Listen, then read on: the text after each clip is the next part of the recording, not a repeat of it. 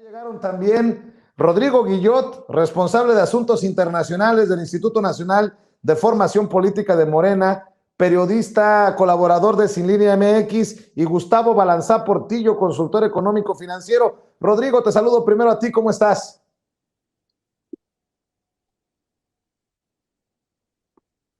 Rodrigo. Bueno, creo que no está listo Rodrigo. Compañeros, te saludo, Gustavo, ¿cómo te va? Muy buenas tardes, muy buenas noches. ¿Qué tal, Vicente? ¿Cómo estás? El gusto siempre es mío cuando me invitas y saludo a todo tu auditorio. Gracias. Rodrigo Guillot, ¿andas por ahí o todavía tenemos problemas para la conexión? Ahí anda Rodrigo ya. ¿Cómo te va, Rodrigo? Muy bien, gracias. Muy contento de estar aquí, muy agradecido, como siempre. Oigan, a ver, vamos a entrarle para dejar la víbora chillando. Eh, eh, Dice el presidente Andrés Manuel López Obrador que la oficina de Enrique Peña Nieto gastaba 3,800 millones de pesos al año y ahora solo 600 millones de pesos al año. Para aquellos que dicen que las cosas no cambiaron y que este gobierno es peor que los anteriores, pues una muestra más de lo jodidos que andan, que necesitan ir al oftalmólogo, mi querido Gustavo. Así es, ¿no? O sea, creo que estaban muy acostumbrados a que de parte de las oficinas de gobierno pues se pagaran ciertos lujos, ¿no? Lo comentabas hace unos momentos. También recordarles cómo se les pagaba a los medios tradicionales para que viajaran también, por ejemplo, ¿no? Con los presidentes para cubrir las notas y fueran los medios oficialistas. Ellos sí recibían este tipo de prebendas para poder comunicar lo que ellos quisieran comunicar. Creo que estos números y al momento en que podamos saber el detalle de ellos, pues nos puede dar mucho la idea de qué es el presidente Andrés Manuel, qué es la cuarta transformación. Es un gobierno que no necesita el tipo de gasto que tenían este tipo de gobiernos de Enrique Peña Nieto, de Felipe Calderón, donde derrochaban totalmente el dinero que pertenece a todos los mexicanos. Y a distinción, el presidente Andrés Manuel se mueve como siempre lo hemos conocido, con la humildad necesaria, con lo necesario justamente para poder andar. Él no necesita del pago para poder mantener su popularidad a la alza. Él ya está dentro del corazón del pueblo mexicano y el actuar día a día, muy importante, porque él refrenda en lo que hace desde gobierno para las personas, refrenda estos dichos. Entonces, es clarísimo la gran diferencia. Antes se tenía que pagar para poder posicionar a gobiernos que jodían a las personas y hoy en día esto no es necesario porque desde gobierno para la gente hay una transmisión directa de bienestar. A ver, mi querido Rodrigo Guillot, precisamente por esta austeridad es que se va Santiago Nieto, por ejemplo, ¿no? Por esta austeridad con la que está al fondo, hasta las últimas consecuencias el presidente, es que podemos darnos cuenta del tamaño de los gastos y de cómo se servían con la cuchara grande en gobiernos pasados. Claro, hay que ver cómo se distribuye el presupuesto en los periodos neoliberales y cómo sucede ahora. Y vamos a ver un enorme crecimiento en el gasto social, en los proyectos clave de desarrollo para el sur del país y en las entregas, las transferencias monetarias para la gente más necesitada, que hay que decirlo, esta medida ha sido la que permitió que la recuperación económica de México sea un ejemplo para el mundo. El mundo empezó con la pandemia a destinar más dinero al gasto público, a transferir dinero a las personas más necesitadas. México ya lo había comenzado antes de que supiéramos de que iba a pasar una pandemia, porque es la política neoliberal de Andrés Manuel. Y cuando hablamos del gasto de la oficina de presidencia en el sexenio pasado y en este, además de lo que comenta muy bien mi compañero, que es el gasto en publicidad, yo me vienen a la mente dos imágenes, hombre. Peña Nieto abordando un avión lujosísimo con toda su familia, con todo el séquito de maquillistas, gente que disfrazaba a cada uno de ellos, asesores de imagen, etcétera, todo la parafernalia, viajando a las cumbres y gastando millonadas en ropa de lujo, en restaurantes finos, etcétera, etcétera, etcétera, ¿no? Esta imagen del poder visto como el espacio desde el que las personas se proyectaban como por encima de la gente, como algo inalcanzable. Eduardo Verástegui tomándose un vinito en el avión presidencial. Digo, perdón, para ayudarte, mi querido Rodrigo. Estas frivolidades, exactamente. Y vemos a Andrés Manuel viajando en avión comercial y yendo a Washington, a una de los espacios multilaterales más importantes en el mundo, como es el Consejo de Seguridad de la ONU, en vuelo comercial y saludando a la gente, y por ahí comentabas que a lo mejor en el avión lo abucheaban y algunos le aplaudieron, exponiéndose a la gente, conviviendo día a día con ellos. Claro que son dos imágenes muy distintas, pero no se quedan en las imágenes. Estas imágenes reflejan toda la concepción de lo político y de la política que tenemos en nuestro movimiento y que tenían los neoliberales y que siguen defendiendo, ¿no? Por eso que no terminan de entender cómo un hombre tan sencillo que caminaba con los indígenas chontales, que habla coloquialmente, que recorrió el país 2 o 3 veces y que lo sigue haciendo, de origen humilde, pues derrotó a toda una clase política que viajaba en avión privado, que usaba trajes de diseñador, que comía en restaurantes de lujo, ¿no? Ellos no concebían. Déjame ponerte sobre la mesa esto, que va de la mano. El INE iría a la Suprema Corte de Justicia de la Nación si se concreta el recorte de 5,000 millones de pesos a su gasto. Lorenzo Córdoba, el consejero presidente del INE, ya había calificado esto como un recorte desmedido y que afirmó ponía en grave riesgo la organización de la revocación de mandato. Bueno, pues irían hasta la Suprema Corte de Justicia de la Nación los del INE, Rodrigo Guillot, para defender el dinero, hablando de dinero precisamente. Bueno, hace unos días estuvo Lorenzo Córdoba compareciendo por sus pifias al frente del INE y lo dejó muy en claro, ¿no? No solamente no están de acuerdo, no van a adoptar esta línea de la austeridad republicana, sino que constantemente beligeran, van en contra de nuestro movimiento y del presidente. Se quejaban algunos legisladores aquí de que sucedía que el INE pretendía estar por encima de la soberanía del Poder Legislativo. Es decir, el INE, durante los procesos electorales pasados, pretendía hacer que la Cámara de Diputados obedeciera a los lineamientos del INE, cuando la Cámara de Diputados es un poder y el INE es solamente un instituto, ¿no?, nacional, electoral, pero un instituto que no tiene jurisdicción para ordenarle a quienes crean las leyes, las aprueban o las rechazan, pues cómo conducirse. Entonces, desacatando las instrucciones del Poder Legislativo, pero además siendo faccioso, es decir, atacando al presidente y atacando al partido del presidente y haciéndose de la vista gorda de lo que sucede con los partidos de la oposición.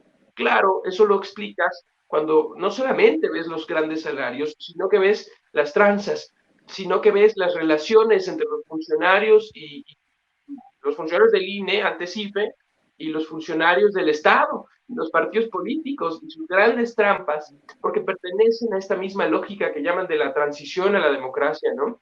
Que ellos dicen que cuando gana Fox, ya México es una democracia, sin adjetivos, decía Waldenberg, porque ya hay elecciones y porque ya hay votaciones, aunque se hagan fraudes electorales o aunque la desigualdad económica, política y social no permitiera, como sigue sucediendo, y eso es contra lo que Morena combate, pues que las personas tengan el derecho efectivamente realizado de participar en la democracia. Es decir, ellos defienden esta idea institucionalista en donde las personas que son excluidas de esta representación institucional, pues simplemente son ignoradas.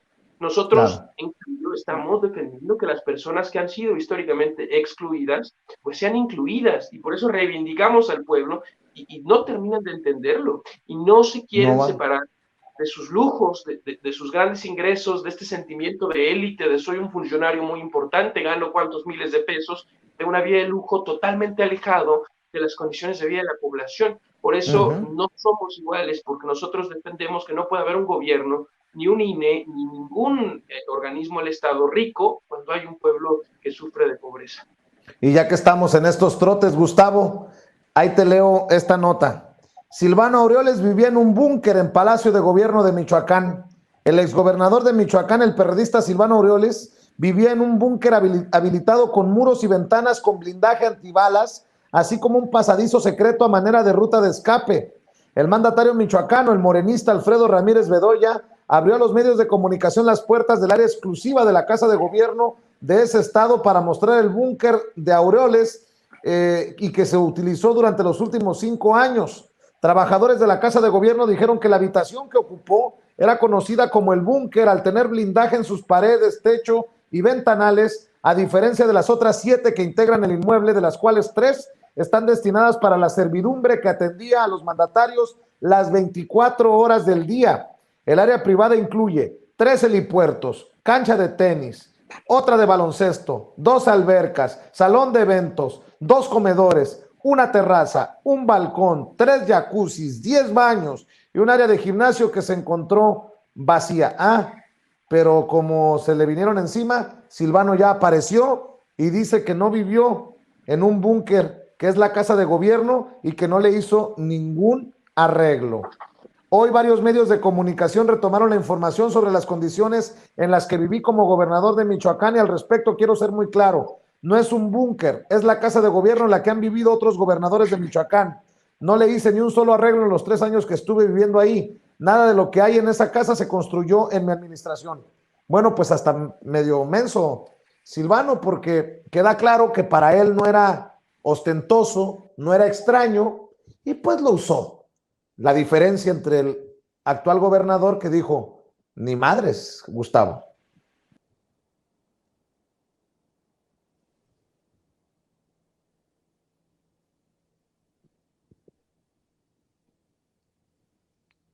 Gustavo.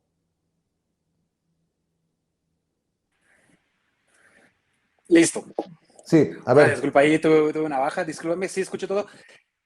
Me sorprende, ¿no? Porque no vivía un búnker, era un palacio donde vivía Silvano Aureoles. Entendemos por qué después hizo los teatros y los shows que protagonizó, porque imagínate todo lo que no hubiéramos conocido, Vicente y auditorio, de estos personajes, porque sí, ciertamente es que ellos sí se sentían dueños, amos y señores. Lo dijo Andrés Manuel durante muchos años, pero ahora sabemos con datos precisos, con hechos, cómo vivían estas personas. Vivían como jeques árabes, básicamente, a través de lo que la gente producía y a través de lo que era de todos nosotros los mexicanos. La gran diferencia que hoy tenemos, y que es muchísima, somos muy diferentes, entendemos las realidades porque ellos no entendían una realidad muy grande dentro del país, de los millones de pobres que generaron, de las desigualdades, del desempleo, de los migrantes forzados involuntariamente a salir del país, etcétera. Estos fenómenos que ellos ignoraban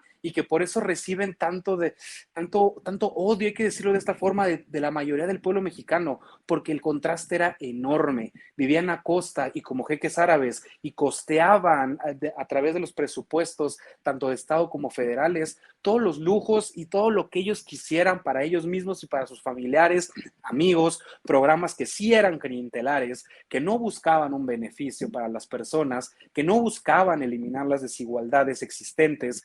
Ellos solamente buscaban, como bien lo proyectan hoy mismo con sus propias experiencias, que dicen, los programas sociales hoy son clientelares y buscan solamente generar una base electoral. No, hasta el mismo Coneval hoy indica que estos programas sociales sí sirven para poder eliminar las desigualdades existentes hoy en el país, que ellos mismos provocaron, con todas sus estructuras, con todos sus desfalcos, con todos los negocios que ellos hacían a costa del pueblo mexicano. Llevamos cerca de 30 años o más a través de estas políticas, de esas estructuras que obligaban a las personas a vivir en pobreza extrema en cada uno de los estados de México, y cada vez estas desigualdades se marcaban abismalmente en cada sexenio y en cada año que pasaban en gobiernos de este tipo. Andrés Manuel y los gobernadores en turno están haciendo una labor impresionante en primera para poder dar al pueblo mexicano un informe de cómo vivían estas personas y cómo es que no se debe de gobernar. Ellos están implementando la visión colectivo, primero el pueblo, primero las personas más necesitadas, porque somos servidores públicos y hay que tener esa congruencia entre lo que decimos y lo que hacemos.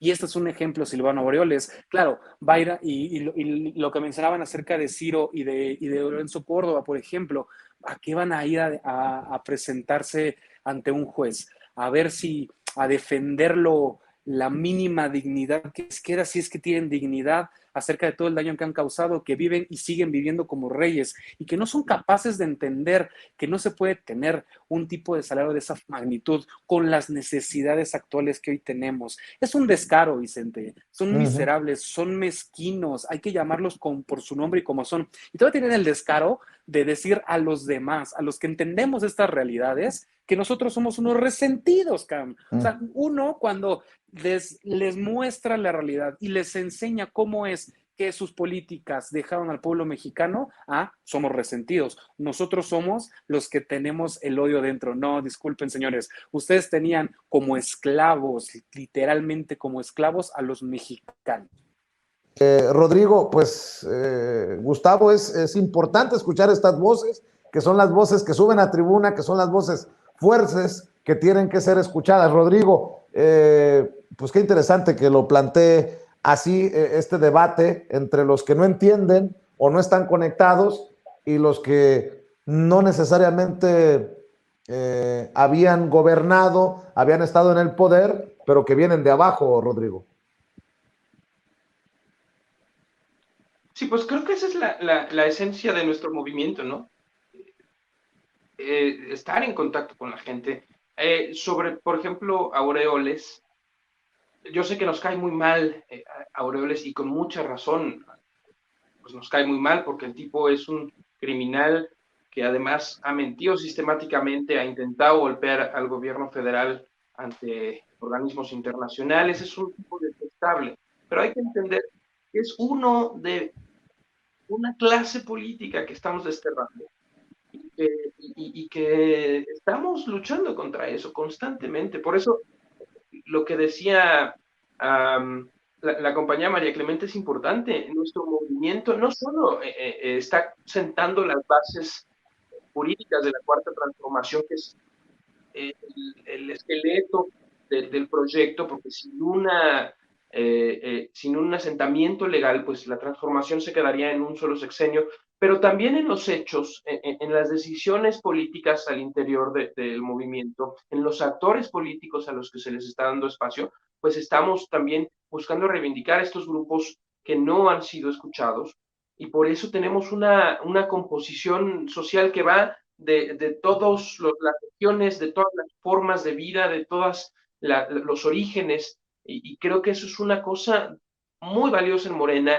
Yo creo la esencia de nuestro movimiento es eso, que estamos constantemente conectados con lo popular, que venimos muchos y muchas de origen popular, hay quienes no, pero en Morena la mayoría de la gente que estamos construyendo ese partido tenemos un origen popular y estamos tomando las decisiones, construyendo las decisiones que esperamos definan al país en las próximas décadas. A eso aspiramos, a tomar el poder y no soltarlo y a construir un país para todas y para todos.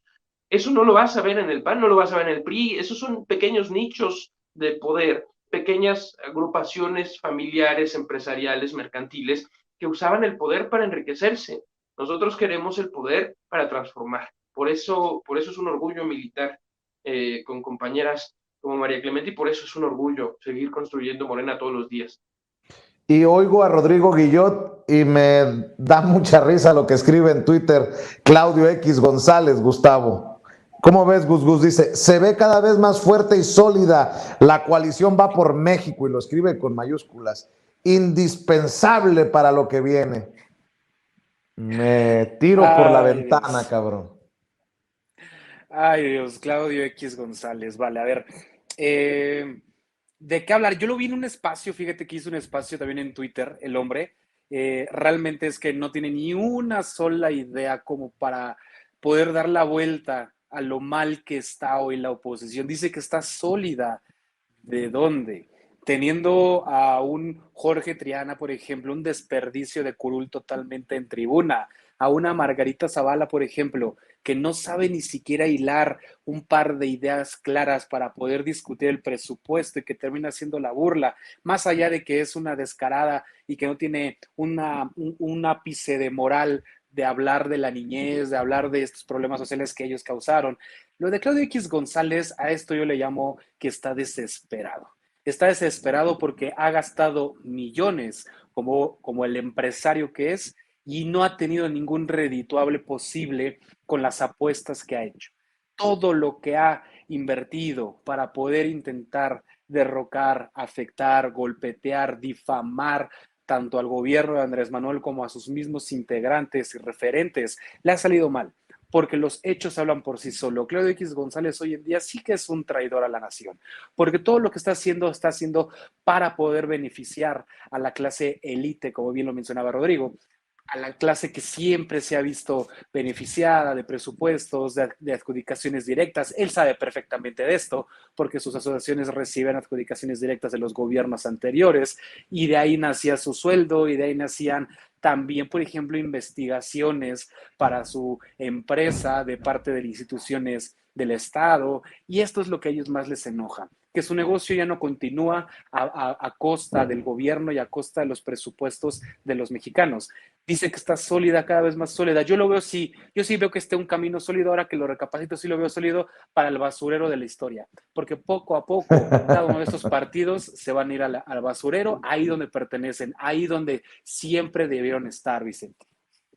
Así es. Oye, para cerrar, Rodrigo Guillot, pues nos toca también enfrentar la infodemia y buscar, también es periodismo, desmentir fake news. Veía que señalaban que se había llevado a su hijo a Nueva York, a su hijo menor de edad, el presidente Andrés Manuel López Obrador, y que el niño llevaba una chamarra Gucci y no sé qué otras cosas. Bueno, no es imagen de estos días y no es el hijo del presidente Andrés Manuel López Obrador. El presidente fue a Nueva York con Marcelo Ebrard y con otro acompañante, el jefe de la ayudantía, Daniel Azaf. Tengo entendido que solamente viajaron 3 personas a Nueva York, pero te digo que anda brava la oposición, andan bravos buscando de alguna manera hacerle un hoyo a la 4T. Y cuando digo un hoyo es porque la considero como una balsa en la que o nos salvamos todos o nos fregamos todos. Y estos de la oposición buscan hacerle un agujero precisamente a la 4T, Rodrigo. Pues sí, Vicente, están muy molestos. Siguen derrota tras derrota y son de un nivel intelectual, moral, político despreciable. El presidente demostró en el Consejo de Seguridad de la ONU que el proyecto de nación es viable para el mundo. O sea, el hombre fue a decir lo que ha dicho siempre en México en campaña, en las mañaneras, a una de las máximas tribunas de la Organización de las Naciones Unidas como presidente del Consejo de Seguridad. Y ha defendido el modelo nacional económico donde se pone primero a los pobres. ¿Qué significa esto? Que estimulamos antes el consumo de las personas, que una persona pueda comprar alimentos, ropa, juguetes, etcétera, etcétera. El consumo va antes que la producción empresarial. Esta es básicamente la lógica que Andrés Manuel impulsa a través de las transferencias monetarias en los programas sociales. Y eso funcionó muy bien, por ejemplo, después de la Segunda Guerra Mundial se le llamaba keynesianismo. Se estimulaba el consumo para que así entonces la gente comprando hiciera crecer la economía. Primero los pobres es eso, por eso las transferencias monetarias. Y funcionó. El mundo, después de la pandemia, empezó a hacer transferencias monetarias similares a las que Andrés empezó a hacer desde que fue jefe de gobierno y después de 2018 en la presidencia. Y lo ha dicho ante el G20, lo ha dicho ante todos los organismos internacionales en los que habla, y dice, nosotros estamos proponiendo un modelo post-neoliberal y utiliza las mismas reflexiones sobre la corrupción, sobre la moralidad, sobre la acción política, sobre la justicia social, tanto en la ONU como en la mañanera, como en el lugar donde se para. Es un hombre que tiene exactamente el mismo discurso, que tiene exactamente el mismo comportamiento, sin importar el contexto en el que se encuentra. Y eso los tiene locos, porque esperaban que saliera mal parado Andrés Manuel del Consejo de Seguridad y salió reforzado y llegó gracias al respaldo de toda América Latina y el Caribe, de ese tamaño. Y ellos pues tienen aquí a Margarita Zavala, que no pueda hilar dos frases en la Comisión de Hacienda, me parece, en Cámara de Diputados. De verdad, es un nivel, es que no tienen referentes, no tienen candidato para el 24, no tienen un solo legislador o legisladora que conecte dos ideas o que pueda reflexionar algo interesante. Están desesperados, la oposicióncita Claudio X, pues básicamente se está quejando de que los aplanábamos, de que usábamos nuestra aplanadora legislativa. Pues sí, es la aplanadora popular, así la denomino yo, porque claro que vamos a usar nuestras mayorías. Y están desesperados porque todo su show mediático, sus fotos, sus reuniones, no sirven para detener el proyecto de la 4T, porque el proyecto de la 4T tiene el apoyo popular. Y esa es mi conclusión. Tenemos el apoyo popular. Y eso ha fortalecido mucho a Andrés. Y no solo eso, Andrés tiene una legitimidad enorme a nivel internacional y a nivel nacional. Y vamos a seguir construyendo y vamos a seguir cosechando victorias políticas, sociales, electorales, morales en México. Así es. Rodrigo Guillot, ¿por qué no cerramos invitando a la gente para que te apoye en redes sociales, para que te busque, para que te lea en tus trincheras? Pues estamos en todas las redes sociales como Rodrigo Guillot. Me parece que ustedes tienen la bonomía, la gentileza de poner ahí mi Twitter, que es el lugar en donde más damos el debate político. Agradecerte, como siempre, Vicente, a todo tu equipo por la invitación, por estos espacios que son vitales para seguir dando el debate y para seguir generando ideas en el espacio público. Un abrazo y muchas gracias. Claro que sí, Rodrigo. Gus, ¿en dónde te encuentran a ti? ¿En dónde estás? Claro que sí, Vicente. Me encuentran en Twitter como @soygusgus1 y también en TikTok, ahí donde estamos subiendo videos sobre lo que pasa de la 4T, @soygusgus, ahí me encuentran. Y como siempre, agradecerte, Vicente, este espacio libre, a ti y a todo tu auditorio y a todo tu equipo, un fuerte abrazo. Un abrazote, gracias muchachos por acompañarnos, que pasen excelente noche. Y bueno, vámonos de...